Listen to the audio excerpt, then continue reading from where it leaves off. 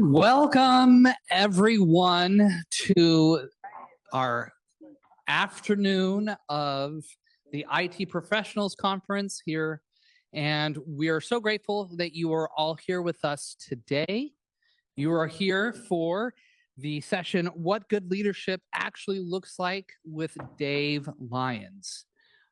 This is a great presentation. I know we're all going to learn a lot from Dave. There will be some time for Q&A at the end. So if you have any questions, you can, at that point, I'll be running around with the microphone. If you are online, feel free to leave any questions that you have in the chat, and we will make sure to get to those questions at that Q&A point. But without further ado, let's hear it for Dave Lyons. Text, Part 1, a story. A few years ago, late one Friday afternoon, I was standing on a bluff near my home. I had made a decision. David Lyons. What you say and do with your colleagues can have an impact on them that you may never fully understand. A few years ago, on an ordinary afternoon, I was standing on a bluff near my house. I'd made a decision. I'm not going to walk you through the details of that afternoon because the details aren't the point. The point is that I was at the end of what I could carry, and I decided I was done. I want you to hold that for a second, not because I want to add any more weight to this room, but because I want you to understand that the person that's standing in front of you today and the person that was on that bluff, they're the same person. People on that edge are not strangers. They sit 3 desks down. They're on your stand-up call. They push code with you. They're not the other.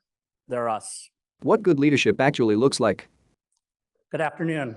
My name is Dave. I'm a DevOps engineer at the School of Medicine and Public Health. This is not a talk about PTSD. It's not a talk about the military. It's a talk about leadership. Specifically, what good leadership looks like when one of your people is not okay. UW-Madison IT Professionals Conference. I'm going to use a piece of my own story as the vehicle because it's the clearest example I have. But the lesson is for everyone in this room, whether you lead a team of 50 or you lead no one but yourself. What you say and do with your colleagues can have an impact on them that you may never fully understand. 2026. I want you to walk out of here thinking about the impact your words and actions have on the people around you. Before we start, why the talk? I'm a veteran. I have 7 combat tours, and ironically, the hardest battle I've ever fought has been the one inside my own head. I live with PTSD, anxiety, and depression.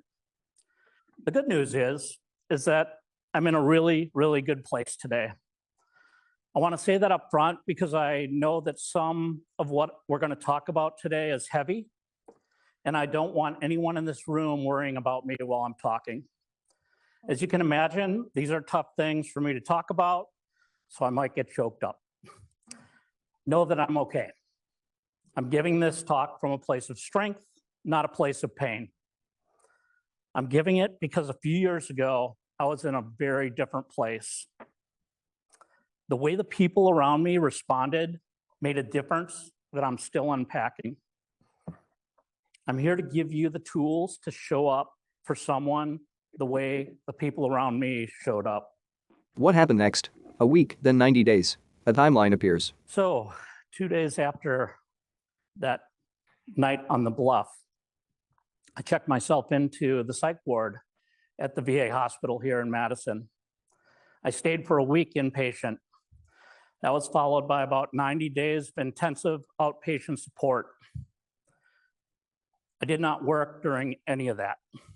I used every hour of leave that I had, every hour of sick leave that I had, and I was out of work for over 3 months. Mental health therapy is challenging. I had a lot of work to do during that time. and I had a lot of thinking to do during those months. I was terrified to come back to work.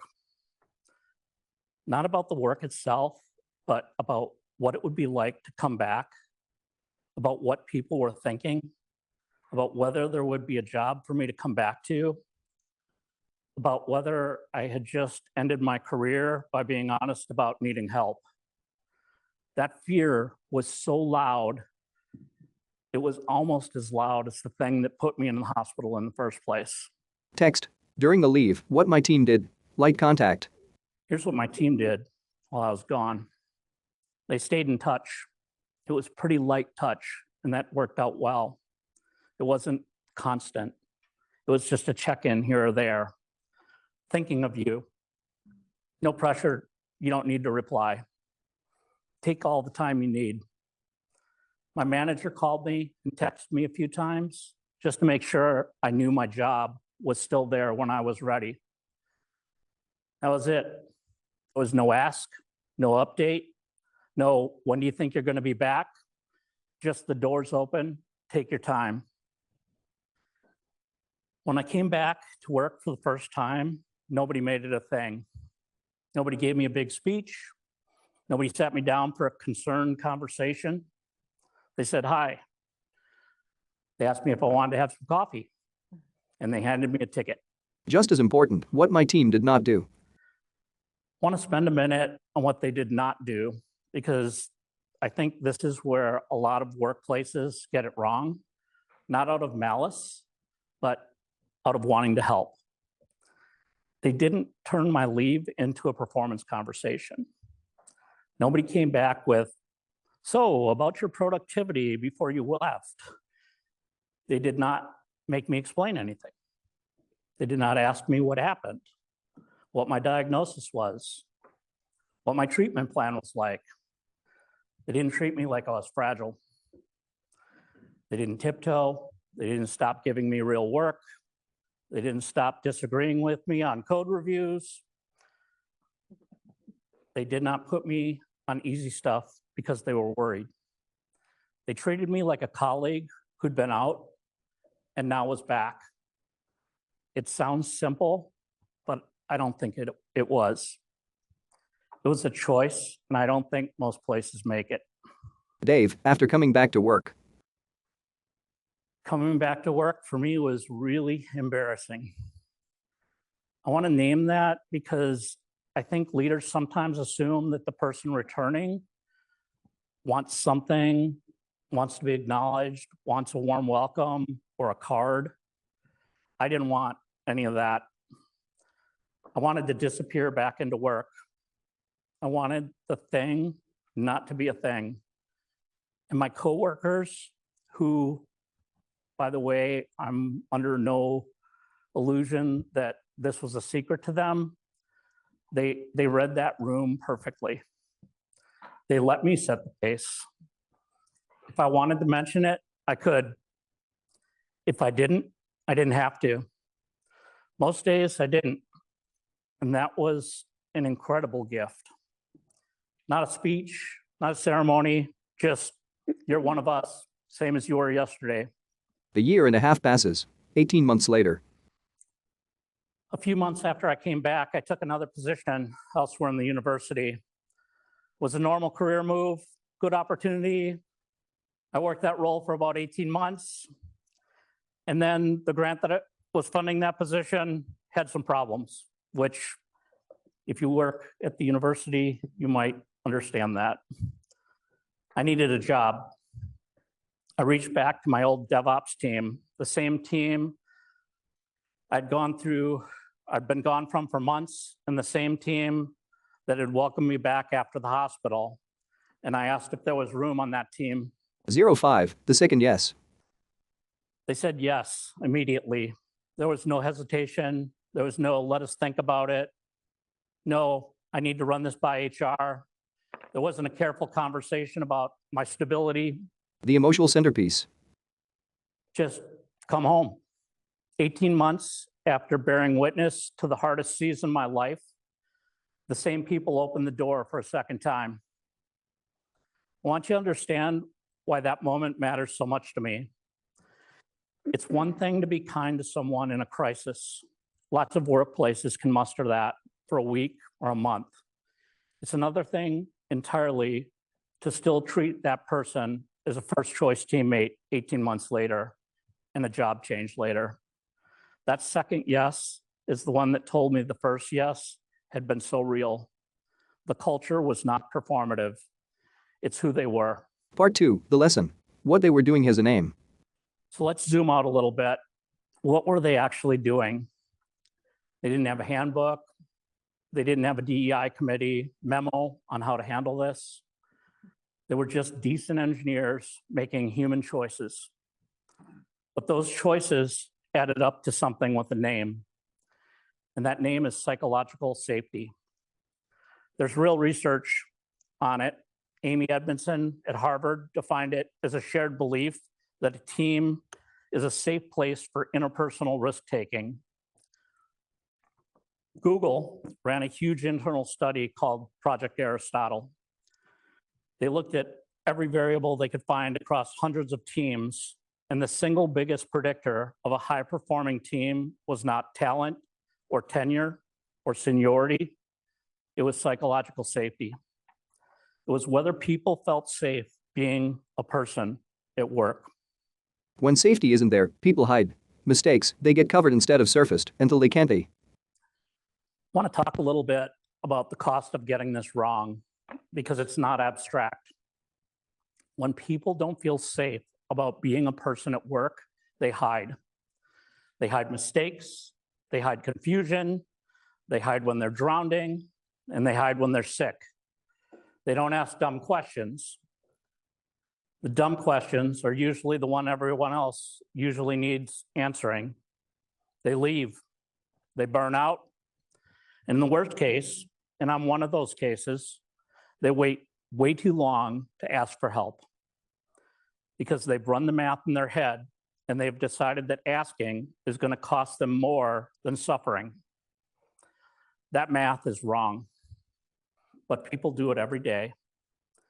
Your job as a leader is to make sure that math comes out the other way. Part 3, the playbook. 4 things my team did. That's enough framing. Here's what my team actually did. I'm going to distill it into 4 things that I've identified, 4 concrete behaviors.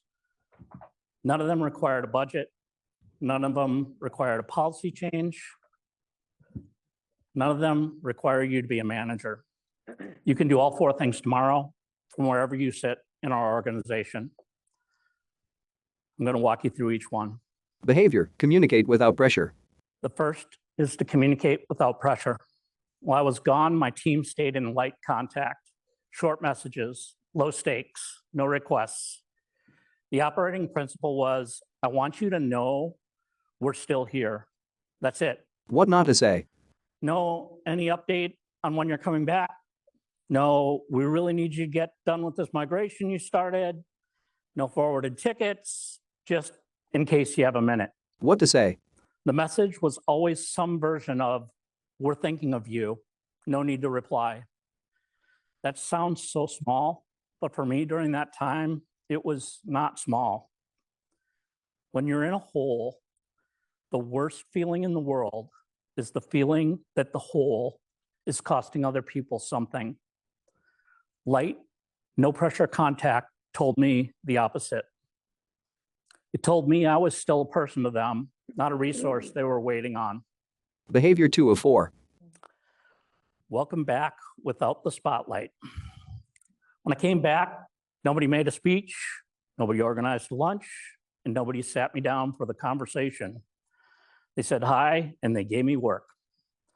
This was the one I see leaders mess up in my career, usually because they mean well. They want that person to feel seen. And so they schedule a one-on-one, a check-in on the first day back. They call a team meeting to welcome them. They send an email, and all of what I just described, it draws a circle around the person that says, you're the thing that we're going to try to process. If the person wants that circle, let them draw it. Don't draw it for them. Default to normal. Let them opt in to acknowledgement. Behavior 3 of 4. Separate the person from the performance. When I got back, I was on real work again within days. Real tickets, real reviews, real disagreement. Feels like kindness. Nobody put me on kiddie pool stuff because they were afraid I was going to break. That mattered more than any welcome back card ever could, because it was my team telling me with their behavior, you're still an engineer here. You're not a fragile object we're managing. You're an engineer. It's very, very easy when someone's been through something hard to quietly lower the bar around them, to stop challenging them in a review, to route the hardest problems around them. People feel that. It reads as pity, and pity is the opposite of safety. Safety is, I trust you to do this work still. Reads as trust. Behavior 4 of 4. Leave the door open. This is the 18-month later piece, and it's the easiest one to skip because it doesn't happen in the moment. It happens a year and a half or 2 years later when the person's gone from your team and they call you up. The question in that moment is, do you pick up? Do you answer the text? Do you say yes when they ask if there's room? My team did, and I think the reason they could is that they had never in their own heads filed me under difficult employee or cautionary tale. I was just a colleague who'd been through some hard things, and now I was back, and I'd moved on, and now I needed a job. Same person the whole time. Leave the door open. You might not regret it. The gut check performative versus real. I want to contrast these, what support looks like in practice, because a lot of workplaces, I think, are trying to do that thing, but they're actually doing a version of that thing that can make things worse. On the left is performative support, and on the right is real support. Performative support is about the organization feeling good about itself. Real support is the person on the other side feeling safe. They're not the same thing. If you're thinking this is a major talk, it isn't. I've been talking about managers because managers have formal power, but I want to be clear. Most of what my team did for me was done by my peers, by individual contributors, by engineers with no direct report. If you're sitting here thinking this is a manager talk and I'm just an individual contributor, this doesn't apply to me, I think it does. The coworker who said, hey, you want to grab coffee on Teams my first day back was an individual contributor. The teammates who didn't flinch when I showed up at stand-up were individual contributors.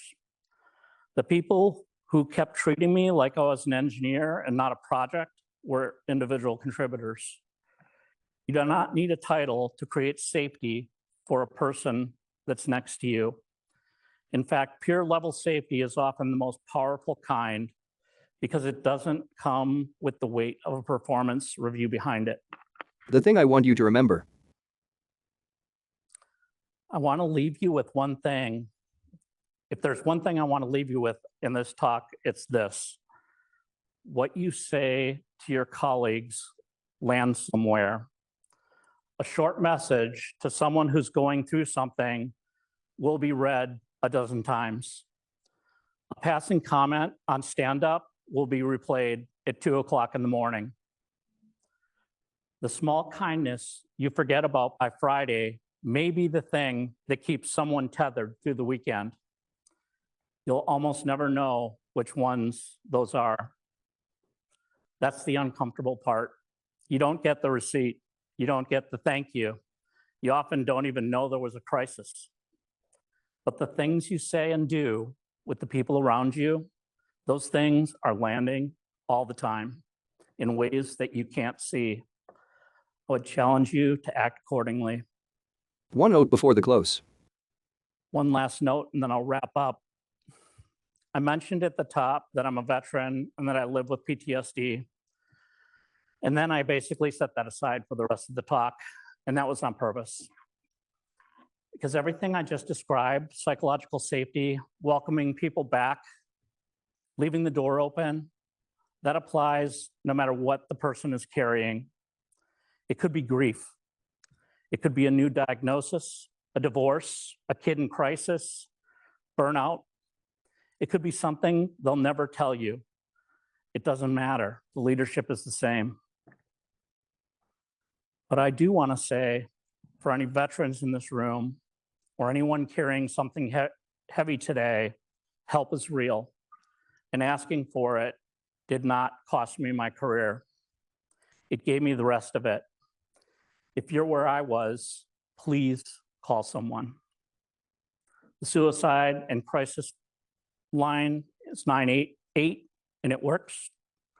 The VA crisis line is 988 and then you press 1 and that works. UW Employee Assistance Program has a lot of good resources. Your coworker, the one who actually sees you, they work too. Part 4, the ask, what to do Monday morning. So what are you going to actually do on Monday morning after this conference is over? If you're an individual contributor, Pick one person on your team, send them a 2-line message, not about a deliverable. Just, I'm glad you're on this team. No reply is needed. That's it. That's the whole homework. If you're a manager, you could do one more thing. The next time someone on your team asks for time off for something they don't explain, don't ask them to explain. Just say yes and mean it. That's it. That's how the culture, like the one that saves my life, got built. One small, unpressured act at a time. It wasn't a program. It wasn't a policy. It was a choice. Choice that was made by people over and over, and until it became who that team was. thank you. 988, Veterans Crisis Line, UW-EAP. I want to thank you so much for listening to my story. I'll take any questions that you have about the story, about leadership, or really about anything. And if anything in this talk landed for you personally, and you want to talk afterwards, please find me. I'm here all day. I'm available on Teams. I work here at the university. I'd be happy to talk to you.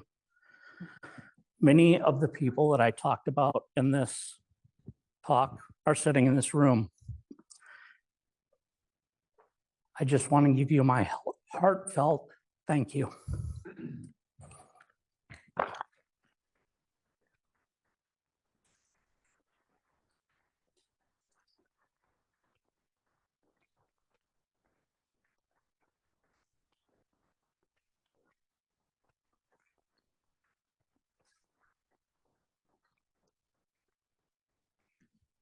So if you have any questions, feel free to raise your hand. I'm going to read off a few things from chat first.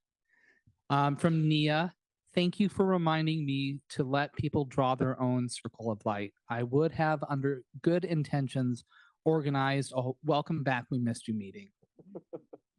From Nia, it would have been welcome. From Vanessa, thank you for sharing your story, what helped you, and what to look for and offer to others. And from Penny, thank you for being so vulnerable about such an important topic that we should all know more about.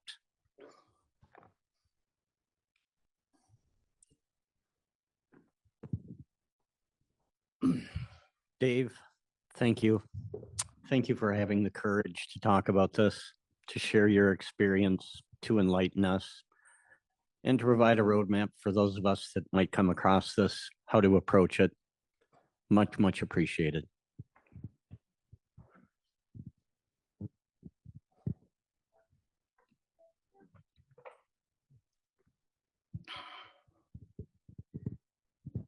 Hi, I just wanted to say, have you given this talk before? Because it's an extremely good talk and I think it bears repeating, and I hope that more people are able to hear the message.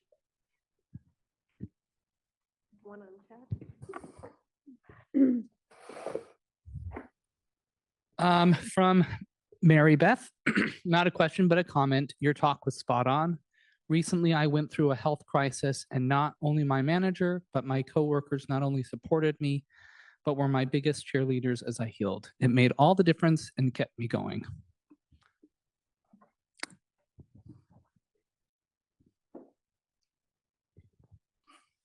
I did have a question. I think as a campus and certainly in my college, we're going through tons of change, new positions, new organizations, new reporting lines. And I think it makes a lot of people uneasy and anxious. And in your in your experience, would it be better to have that conversation as a group and ask if we should talk about it? Or is it better to just leave it be and let people come to you or let people make their own decisions? I would say that's a tough question. I think for me or my generation, mental health is like taboo.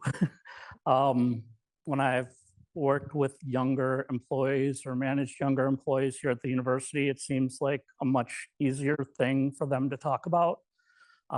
So for instance, that group that I worked with in the 18 months, we had very open, frank conversations about change. And I think that helped. But I think it's very dependent on the makeup of your team. I hope that answers your question. I have a little bit of a hearing problem, so if I completely missed it on the marks, No, you were right on. okay.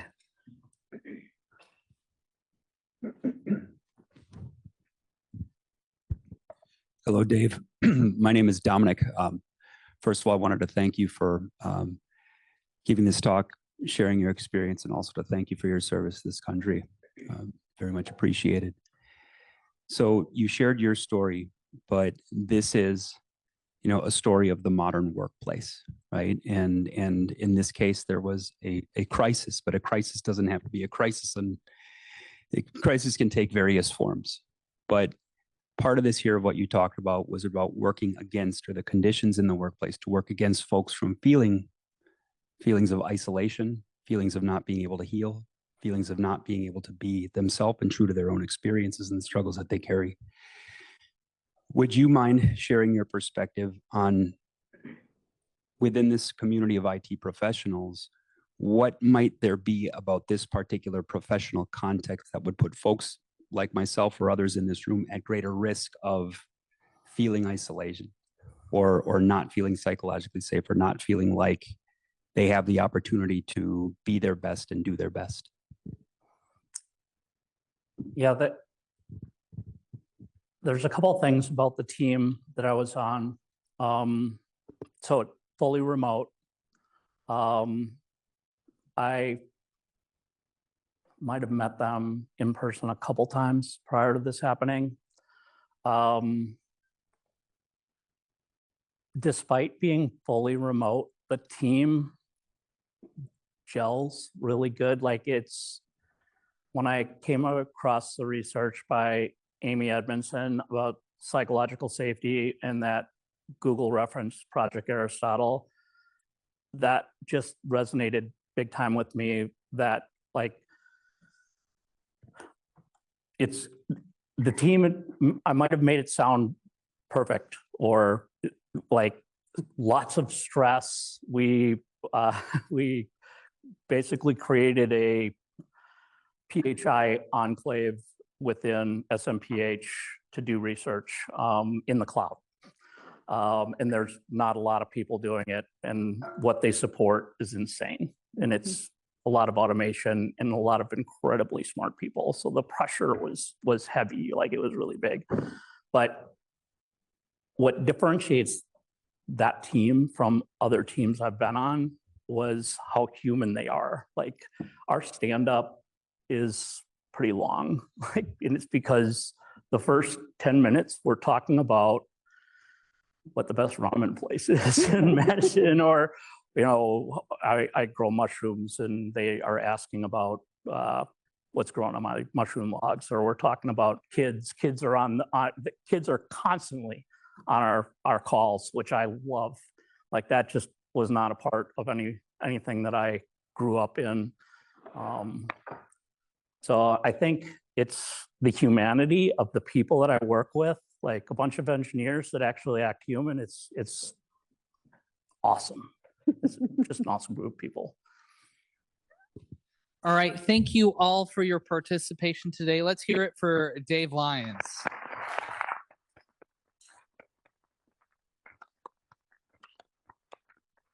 Thank you so much.